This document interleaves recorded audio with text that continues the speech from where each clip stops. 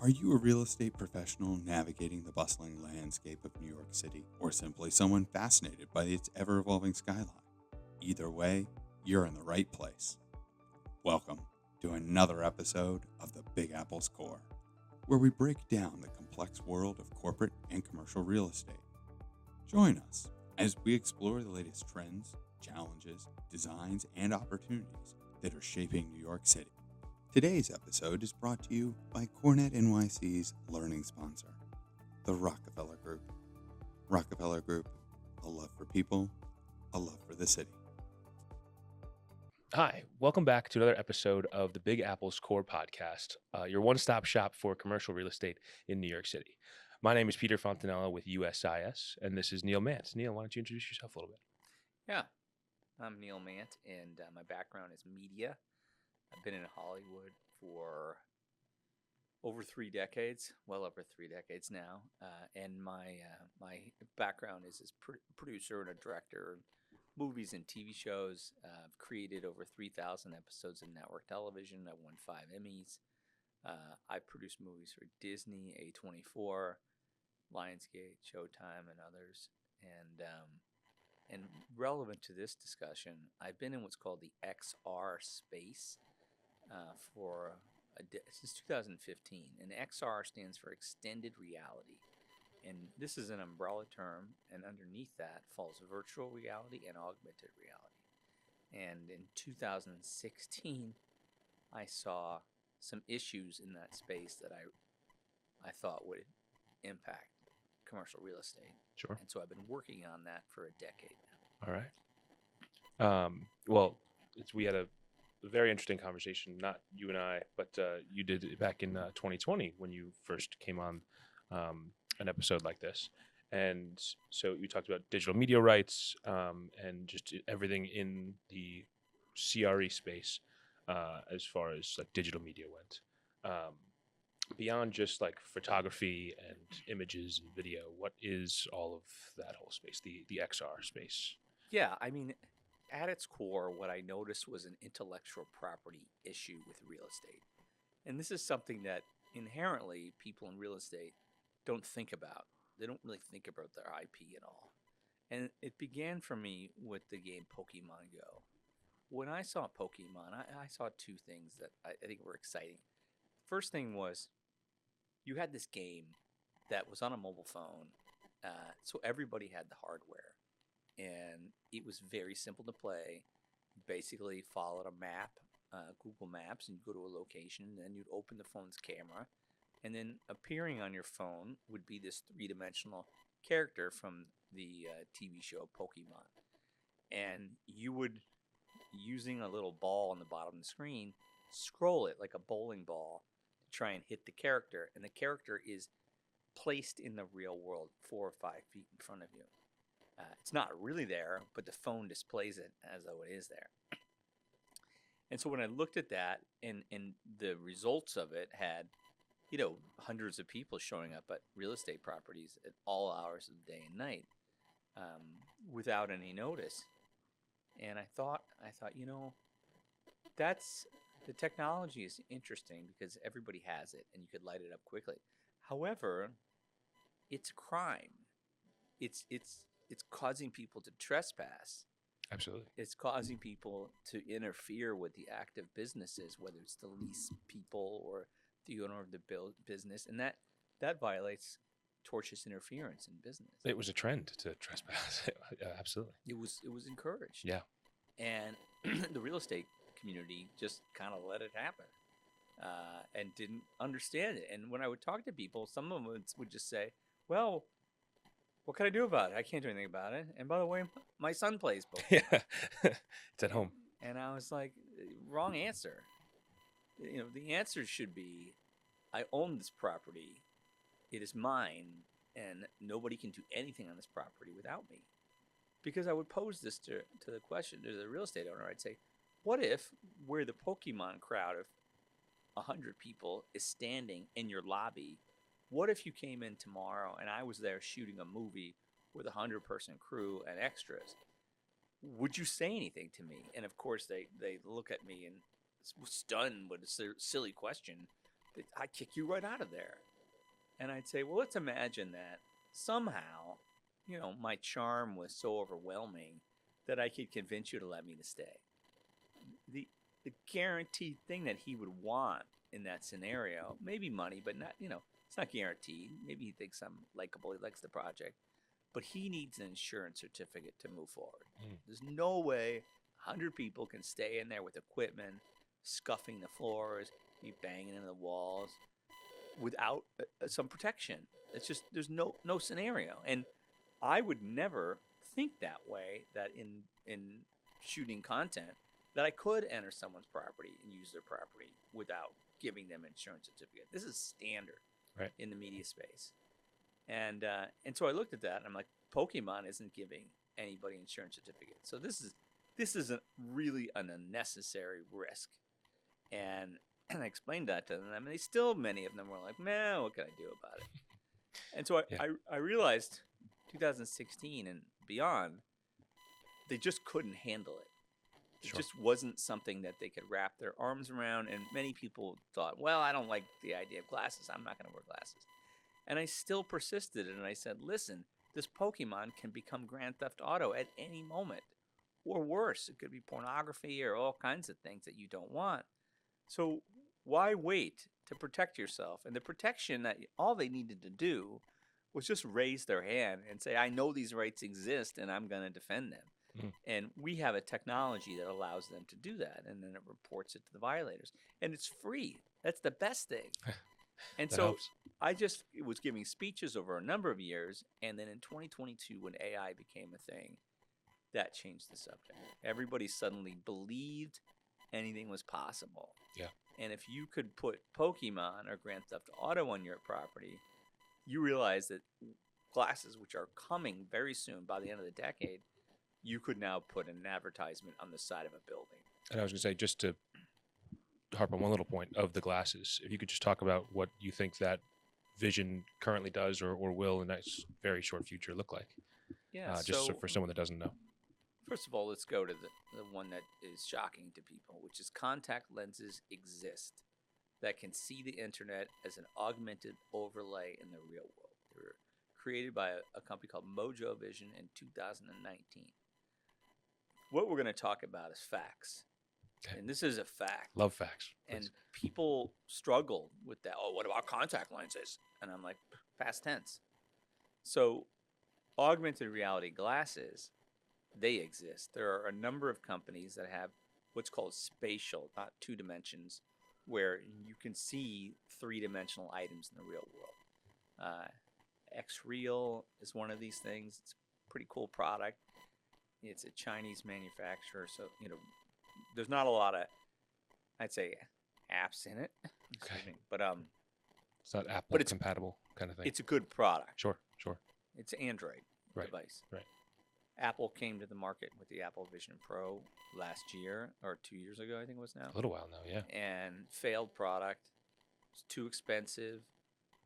They were very kind of protective of it, too protective in the developmental stage. So when somebody bought it, like me, there was like 6 apps in it because they didn't let any app developers touch it. So there's really no use cases. And it wasn't easy for the average person to make apps. And so no content, nothing to do with it. And so it's been sitting on my shelf now for 2 years. Collected some dust. Other owners I know feel the same way about it. Interesting. But the technology is very impressive. It really is. Absolutely. Cool. MetaQuest has been in the space for a decade now. Their glasses or goggles are inexpensive, $500, I think $400. They offer 3D pass-through where you can see stuff. Sure. But it is Meta that just revealed a pair in September called Project Orion. And these are glasses, and they see full spatial internet. They say they're coming out in 2027. These are the type of glasses that could place media on the outside of the building casually. Recognizing your location and what you're viewing and displaying something on the Empire State Building without the consent of the Empire State Building team. It's essentially like a deep fake of it. And Sure, the way it works is it's all app driven. So currently, Meta's business is 98% ads. Uh, in exchange for you looking at the content on Instagram, there's ads there. I'm watching, scrolling through, seeing my mom's post of her on vacation somewhere, and then next there's an ad for Yeah. sunglasses. And so I hear people say all the time, well, I'm not going to look at ads. I'm like, you're looking at ads all day long. Right. There's no way around it. That's how the business works. Is advertisement is tied to content. Whether it's the subway or your phone, absolutely. Anywhere. And so in this new world, when the glasses do come, there will be an app store in it. And again, that was the fatal flaw of the Vision Pros. They didn't have an active app store. Gotcha. So there will be a very active app store in Meta. And this is just one company. Google and Samsung are releasing a pair of glasses this year. So they'll have an app store, and you'll get Facebook. And when you activate Facebook, like when you put the glasses on, you're not going to see anything. Just like if you look at your phone, nothing happens. You look at your computer, nothing happens. You have to open a website. You have to open an app to engage with it. Now, you have opted into Facebook if you've opened that app. Right. You've opted into their content. You've opted into their commercials. That's how it is in the 2D internet. When we move to the spatial internet, the 3D internet, which again, before the end of the decade, you will turn on Facebook, and you're going to get better content than you have now. If you and I tagged ourselves, on the street outside this building right now, and I came back in the future when the glasses were there, and I said populate friends, we would be standing there three-dimensionally. Well, if we went to a bar, maybe with the Kardashians, were at the table having a nice dinner and fighting, that would be captured from the glasses three-dimensionally, and the owner could rope off that table, and then you just come up to it and you activate the content, which exists within Facebook or Instagram. You watch the dinner, and in the middle of the table is going to be a vodka bottle, and they're the ones who have sponsored the content. Okay? I'm and so there'll be real-world content everywhere. And so you're going to opt into following people. Maybe you follow some news reporter, and they're always leaving three-dimensional stories in places. And when you're walking on the block, you get an alert that says there's a news report right here from your favorite news reporter. And so when this happens, we go through this 98% advertising of Meta. They need to put the ad someplace. And then you get into the human brain and what this experience is. You may have heard people over the years say, I didn't like VR. I got sick in VR. That's a problem. They cannot sell a product. I was one of those people. Absolutely. But they can't sell that product if it makes people sick. For sure. They get bad reviews. People don't like it. And so to do that, they won't. They're going to need to sell ads in the real world. They're not going to want to put it on a tree or on a bush or the sidewalk. That will not be good for the brain. You won't have a good experience. You'll notice it. Mm-hmm. And they don't want you to notice it. They want it to be casual. So it just goes into your memory. Feel standard like it's anything else in your life. Which is where we see the media. And so they're going to need to get a license from as many buildings as they can. And so when they get that license, they can casually, like, you may not see an ad on a building. I may see an ad on a building. Okay?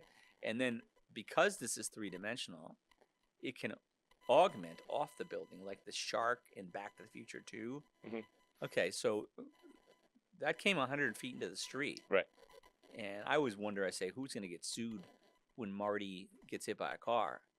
Because he's paying attention to the shark, not the fact it just rained. Whether or not it's real, yeah. He's just scared, and he's in the middle of the intersection.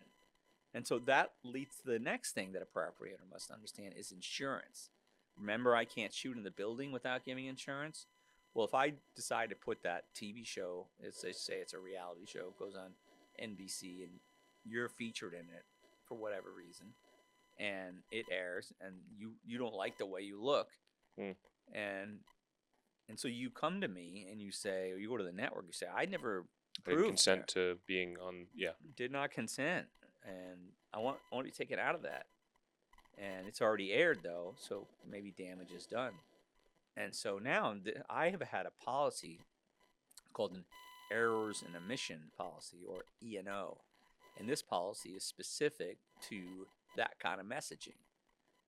But a part of it, for it to be valid, is I got to have all the release forms. Right. And that's kind of basic. And so, when we meet with them, they're going to say, did you get us a release form? And I'll say no. And they go, well, we're not going to cover you for this. So now think about a building and think about the media market, whether it's a direct advertiser, Meta or ESPN.com or LinkedIn, anyone that wants to activate the real world. Think of that process. So first of all, you need a platform where they can meet. Mhm. Because for LinkedIn to call every building in America and say, "Hey, I want to use your building for this time on this day," and some guy, they have to hire. In this scenario, a building owner would have to hire somebody new because they don't have a guy taking these phone calls. Right. And so now he's taking calls from ESPN and LinkedIn and Facebook for millions and millions of ads. That can't happen. That's impossible. Right.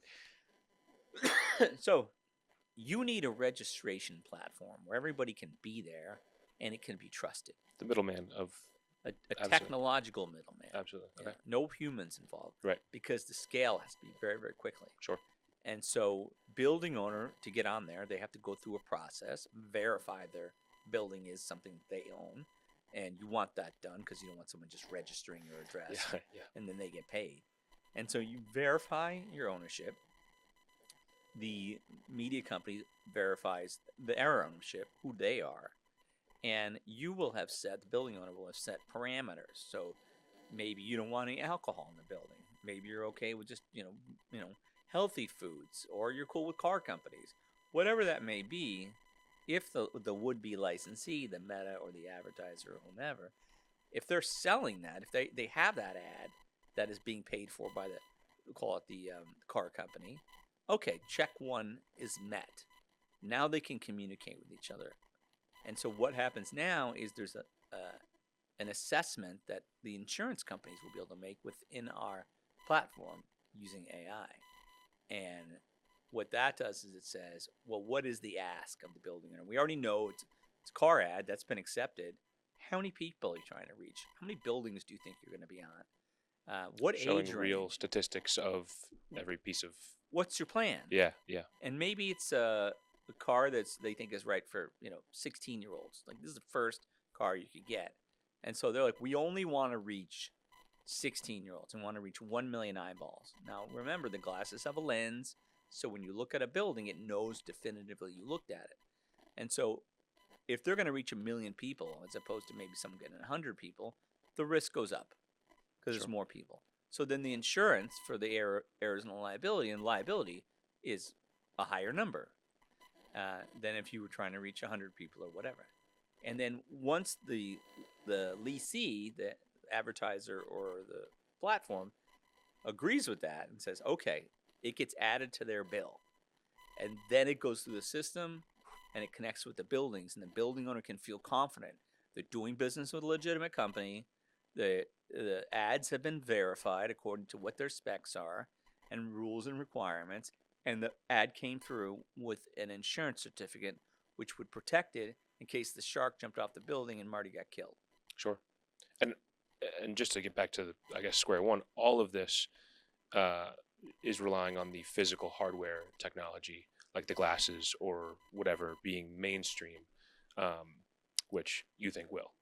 Well, first of all, again, I like to deal in facts. Sure. So this is past tense. Okay. And it has been for a number of years. And the outdoor advertising industry is referred to as OOH. It stands for out of home. And for several years now, that industry has been making CG content that they overlay on buildings. And just imagine if someone did a CG of King Kong on Empire State Building, and then they use their phone to videotape it because it's there in an app, and then they take that video and they push it across the internet. And they're not just post it; they buy ads and they move it across Instagram and other places, and it gets views. And then it also gets on the news because the news is like, was there King Kong on the building? Was it a puppet, or how did they do it? Sure. So these types of videos, they overperform compared to any other 2D video. So nobody in that scenario is using glasses. Right. It's one guy using a phone to make a 2D video. And if you were just to Google right now, FOOH, you will see endless pages of articles about it, examples about it, talking about how this is the greatest thing ever to happen in the marketing business. Right. And I've never met a building owner that's aware of this. And so when you look at some of the ones that are created, some can be outrageous. There's a video that Netflix did, and it's in Argentina. They have this obelisk in downtown Buenos Aires, and it's one of the most important national landmarks they have. And Netflix has a TV show called Bad Education. And to promote that, they unrolled, and this is a very tall obelisk. For those people who don't know what it is, think the Washington Monument. It's a big stick, stone stick that sticks out of the ground. And they augmentedly, digitally, unrolled a 50-foot condom on this giant obelisk. And it says Netflix on it, and it says the TV show Bad Education. So and it got all kinds of news. Is it real? Is it fake? Was it a giant rubber that was rolled down? Right. And so it got outsized returns on its investment through all the free media as well. But that's a touchy subject, condoms. So what we're learning now is one of two things are at play here. The media industry, the outdoor media industry, doesn't understand that the building was designed by an architect and therefore it has a copyright. Rights of publicity here. This would be a violation of rights of publicity.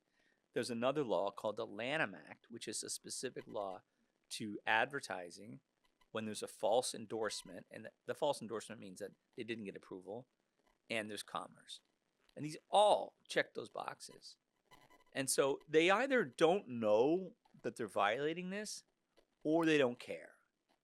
Either of which are bad for the real estate industry. Yeah, right. And this has been going on years, and Pokemon is a decade old, so there's really no more time. So we talk about glasses, and when they're coming because there's already the precursors are there. They're within 2 years. So at what point does the real estate industry say, my house is on fire? Yeah. Because it is. Yeah. And I encourage everybody who looks at this video or listens to this to just Google FOOH and see what happens. Yeah, you've shown us a couple things, and it's freaky. I kind of want to. I feel like educating and talking misconceptions the whole time. But do you have any direct misconceptions that you want to kind of debunk? Yeah, here. It's yours. You own it. It's as valuable as air rights and mineral rights, and people have been apathetic to it. I'm seeing a great change in people's behavior, but for a while they're apathetic because they don't understand it. They don't understand the implications. They don't understand where it would go. It takes, I've been working on this a long time. You have to think about all the pieces to it. Where would the insurance play in this? Because I come from media, I understand broadcasting insurance requires insurance. The building is the broadcaster. If you clicked and made a purchase, the building owner should make money. From a lease perspective, in the mall, you've negotiated that Starbucks sign, how big, how bright. Now, can it jump into the courtyard without permission? I would say no. If you and I are transacting on a building, this is where believing in these rights is a smart idea. If we come to a $10 million number and I'm going to sell this to you, I say to you, by the way, I'm going to be retaining the XR rights, the digital media rights in this sale. You don't know what I'm talking about. You ask for an explanation. I do the whole presentation. I show my videos. I talk about food videos. Talk about how big the industry is going to be. And I want that money. Yeah. And, of course, you're going to be like, get lost, Neil. I'm buying this building. Right. And I will very politely point out that the real estate metrics that we use to come to that number, is based on rent, cost, and the neighborhood appraisal, things like that. And we never mentioned digital media rights. It never came up. And by the way, I've been monetizing this building already. Right. So if you see value in it, which it sure sounds to me like you're assigning value to it when you said you wanted it, maybe we should figure out the value. And then you can write me a check for that if you really want it. Or maybe there's a revenue share or something. I don't know. But you cannot assign value to something and then say, I'm not going to pay for it. And furthermore, if you're buying a building, you want to make sure the lease language or the language is clear that says you are. Sorry. No worries. Furthermore, if you're buying a building, you want to make sure that the purchase language is very clear that you are getting the digital media rights. Right. Because they could be a huge win for you depending upon the real estate asset. Now, to kind of jump back a little bit to just general engagement, back when you were on in 2020, you talked about just that people are engaging more with XR and VR and all the Rs at a much higher rate, and those ads are more effective. Have numbers changed? Is there anything different? Have we, because there's more out there, is there more engagement? What's the new take, if there is well, one? I think again the first thing to understand beyond the foo videos that are happening, Yeah. the marketing community knows about augmented reality. This is not new to them, and they know the conversion rates are very high. So it's something like 80 something percent of marketeers that are interested in using AI in 2025. So no one's thinking about that the whole ad industry is excited about this. Yeah. And the reason they're excited is because it creates efficiency in the human brain, and it will make more money. And so there are certain apps, IKEA, Oliver Peoples, Maybelline, they're using the phone for augmented reality. So in the case of IKEA, you can go through their website on your phone, and then you pick a chair, and it says, do you want to see this in AR? And then you point on the ground, and you hit the button, and then the chair appears augmentedly. It's not in your room, but you see it there on the phone, but it's fully spatial. It looks like it's in the room. And so now you can walk around it. You can check the color. You say, well, the brown looks good. I can maybe get a screenshot, post it on Instagram. People can be like, oh my God, your house is so amazing. Your chair's so amazing. Right. I get all that affirmation that I got to have. And now, as a result of experiencing the chair, I have a different word that's associated with that, and it's understanding. If you're reading about the chair, your brain is going through a process called learning. So you can't understand anything by reading about it. You just learned about it. And understanding is very different. You probably, if you were in school and you had to read a book, you got X, information. But if they did a full demonstration in the room and you were there, it impacts the brain differently, and it records in a whole different part because of the experience.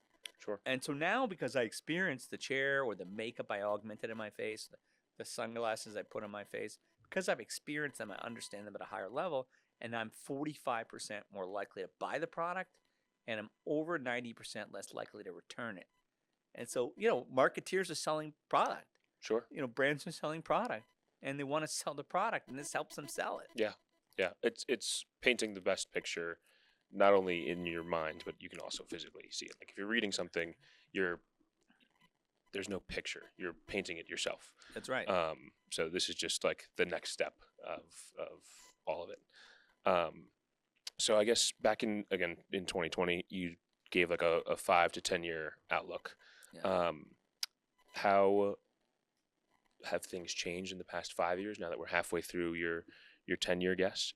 And then I guess what do the next 10 years look like? Yeah, so I'm still on my timeline. My predictions have hit when they're supposed to. I didn't know when AI was going to hit, so I was very happy it hit in 2022. Kind of accelerated things. But there were all the major players, Apple, Google, Facebook, are all in the hardware space right now, aggressively building them. And I believe normal-looking glasses will be, readily in the market by the end of the decade. As I said, I think 27 is when we're going to start seeing the good ones. But 28, 29, it'll really blow up. So I think within the decade that I predicted. Good. And right now we have glasses that are AI based with Meta. As I said, X-Real are in the market. There's a number of glasses, so we know they exist. The next decade is going to be bananas. Absolutely bananas. The internet is going to move to the real world. So you could imagine young people adopting this very quickly. If a girl who's at college and her boyfriend is at another college wearing these glasses, they could both be sitting on her dorm room couch talking to each other. Mm-hmm. There will be no debate about that. They're going to take that. And so you'll see mass adoption with young people very, very quickly. And of course, it'll be a status symbol. Oh, I see you have the expensive glasses on. Oh, those are the high-end ones, Right. cool frames. Like And the new iPhone for yeah, right now. and Absolutely. and there's no way you could think of somebody without an iPhone now. They would feel so disconnected with how the world works. And that's what this is going to do. It's going to be something that is going to change your world in every way. It'll feel very natural. You won't be bombarded with ads. They'll just put them in the right places. Sneak it in perfectly. But you'll have incredible access to information. Sure. You walk up to the Benjamin Franklin statue in town, he will talk to you. And he will know who you are. Right. You're totally. You have your own registration on all of these, like you would on your phone with an Instagram or Facebook profile. That's right. And Interesting. everything knows what you are. And so things will talk to you. Wow. Now, there are, very dangerous things that can happen from this. Imagine if there was a hospital I walked up to and it had a 100-foot tall person in a white lab coat and a stethoscope. And he looks down at me and he says, Hey, Neil, I saw you search cancer on the internet last week. Maybe cancer go away is for you. And then he says, click right here to get it shipped to your house. Be there this afternoon. So, I'm trusting this building. It's a hospital. There's a doctor on it. It knows I search. It follows that information knowing what I'm searching. Right. And so I take this drug. I go home and I die. Or I get very ill. Right. My wife may not like that. And she may go in the local news or tell the neighbors or post on Twitter that, what happened. The hospital sold me this drug from the front of it. And I thought it was a real doctor with the hospital. And I died. And so totally unrelated, though. It wasn't the medical professional. It was just whoever took the ad out. That's on right. that building. In the hospital, whether they're aware of it or not, they'd get sued.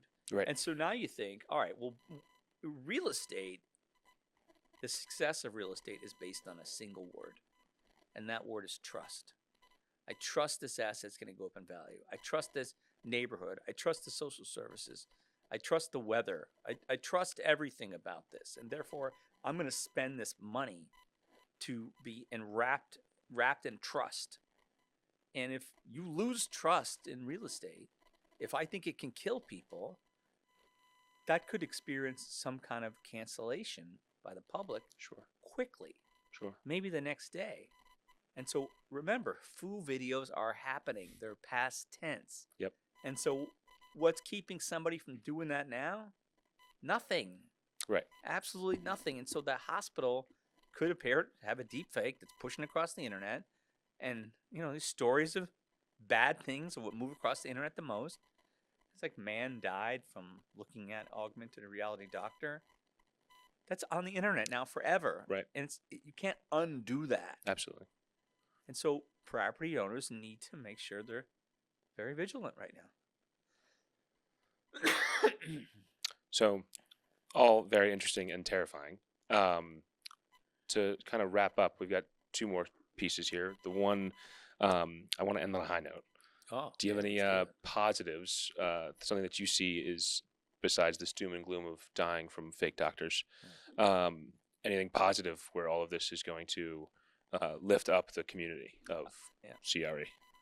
Well, let's just start with people, okay? Because people are in the CRE world. It's going to make them smarter. All business will be three-dimensional. If I'm talking to somebody in a foreign language, the new Google glasses, I've seen this, and they translate in the glass. Wild, yeah. And so, in the commercial real estate industry, this is about bringing people together to work. And if work becomes more efficient, and more importantly, I think, more social, it becomes a different environment. And we have been antisocial, whether it's playing video games or spending time on computers or just looking down at this phone all the time, not heads up. I go to a meeting and there's 15 people in the meeting and 3 or 4 on their phone all the time. Wow, yeah. That would have been, 25 years ago, if you just got up and walked out of meetings all the time, take phone calls, be like, what's going on here? Yeah. Especially if like 3 or 4 were doing it all the time. Right. So that will end, and we will be heads up looking at people. I'll activate the LinkedIn app, and so when I look at your face, your LinkedIn profile will hover next to your face because the lenses in the camera will recognize who you are from the facial recognition. And now, while you're talking, I can be searching the internet about you or your topic simultaneously. I could also turn on an AI component of it where you're talking, explaining things, and then on the table, the AI is creating whatever it is you're talking about. Maybe you're talking about a building. Now we all can socialize and see that building. Um, I just saw a really cool short video called Sight, and it's a young couple in their 20s, and they're on a dating app, and the guy pulls up this Wingman app, and it, with some degree of accuracy, this already exists. Sure. I could tell what you're thinking, through this AI based on your facial expressions. And so this is a tool that's helping them communicate better. So in so many ways, this will help people in business. Obviously, it will create a myriad of efficiencies, um, clocks, timeline, things you should do. Sure. You will be able to work with multiple planes of like documents floating in the air in front of you as opposed to just a single thing. It'll be easier on the eye strain. But also I go outside, I'm walking down the streets. What's in any of these buildings here in New York City? I have no idea. Right. You got to go inside, and maybe there's a directory there, maybe there's not. So every building in every app, like a LinkedIn or a Facebook or an Instagram, they will have a template. Now the template will be tapped into the three-dimensional maps like Apple and Google, and the template will be a perfect size for the outside of the building, and it'll look, say, Facebook at the top and whatever. And you will then, as a building owner, you'll create one of these for each of these social media platforms, just like you have a homepage and Facebook and whatever. And there'll be stuff out from the street. I can do a drop-down menu, who's in there. I could see what their businesses are. It could play videos in 3 dimensions, all from the sidewalk. I could also just talk to it because, voice activation is thing. And I could say, is this type of thing in here right now? Where the nearest thing be that's like that? And then arrows on the street will exist augmentedly to tell me where to go. That's great. That is a high note, though. It's going to be the future, and we might as well benefit from it. Real revenues on the table. Right. So thank you so much for coming. It's been an absolute pleasure. I think we've all learned a lot here. Fun little final real segment of this podcast is what we do at the very end is a New York minute. So kind of rapid fire, just a couple New York questions for you. Don't think about it, just first thing that pops into your head. Okay, let's do it. What's your favorite way to get around in New York City? Subway. What is your favorite place to eat? Where is your favorite place to eat in New York City? So many good restaurants. Right, it's tough. I like. There's a place called Chelsea Living Room. It's down on 14th Street. They got a really nice lounge singer, very low pro. Step down into it. It's cool. I like that Chelsea Living Room. I have to check it out. Oh no, actually, my favorite place is the Polo Bar. Okay. Their burger's the best. Can't Hard to argue get with a table though. Yeah. But yeah. I've not been. Yeah. And then 2, relating to you, with your background in history, favorite New York movie and favorite New York TV show. Favorite New York movie and favorite New York TV show. Seinfeld, I'm sure, for the show. Right. It's just so classic. Favorite New York movie, Goodfellas. Both great. Right on. Was there anything you'd like to plug to our viewers and listeners before we jump off? Well, yeah. I mean, let's give them the answer, what they can do. Right. I think that's Sure. important. Is our company is called Digital Rights Management, and we have a platform right now. It's exclusive to get on, but it'll expand to the wider public in a little while. And there's no cost for a building owner to register their ownership.